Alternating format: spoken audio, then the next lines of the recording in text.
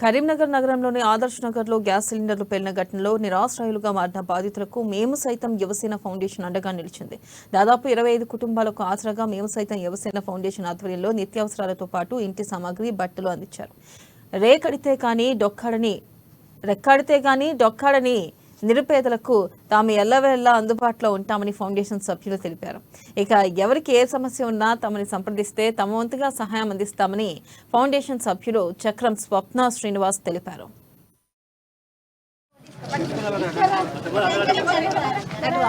కూలి పని చేసుకునే గుడిసెలు కాలిపోయాయి కదా. సో బాధాకర విషయము, ఒక సంతోషకరమైన విషయం అని కూడా చెప్పచ్చు. ఎందుకంటే అందులో మనుషులు లేరు, వాళ్ళ యొక్క ప్రాణాలు సేఫ్గా ఉన్నాయి.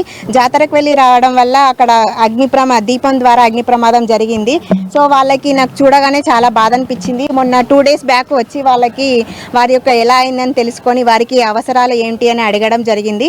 వాళ్ళు రోజు పని చేసుకోవడానికి వెళ్ళడానికి వాళ్ళకు కట్టుకోవడానికి బట్టలు లేవని అడిగారు. బట్టలకు చాపలు, మగవారికి లొంగీలు, అవసరాల నిమిత్తం బిందెలు, టిఫిన్లు ఇవ్వడం జరిగింది. ఈరోజు మా మేము సైతం యువసేన ఫౌండేషన్ ఆధ్వర్యంలో ఇలా వారి ప్రమాదవశాత్తు జరగడం వల్ల వారికి అవసరాల నిమిత్తం ఇవ్వడం నాకు చాలా సంతోషంగా ఉంది. మా ఫౌండేషన్ ఆధ్వర్యంలో కక్కిరాల రమేష్ సృజన వారి సహకారంతో ఈ ప్రోగ్రాం జరగడం జరిగింది. ఇలా ఎవరికైనా ఆపద ఉంది, వాళ్ళ అవసరాల నిమిత్తము సహాయం చేయాలంటే మా మేము సైతం ఫౌండేషన్ ఎప్పుడు ముందుంటుంది. నాకు మీ ఎవరికైనా ఆపద ఉండి సహకారాలు కావాలంటే నన్ను సంప్రదించగలరు. ఇలా పేదవారికి మా యొక్క సహకారాలు అందించడం, నిత్యావసర సరుకులు అందించడం నాకు ఎంతో హ్యాపీ.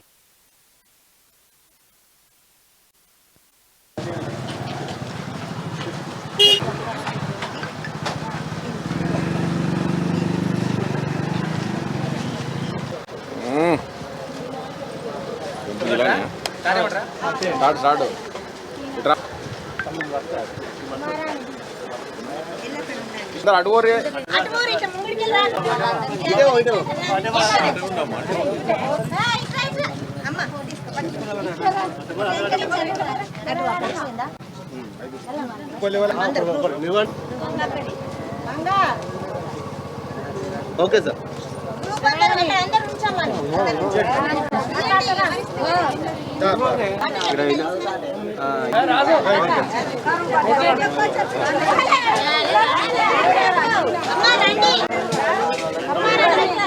ఎవరు లేరా?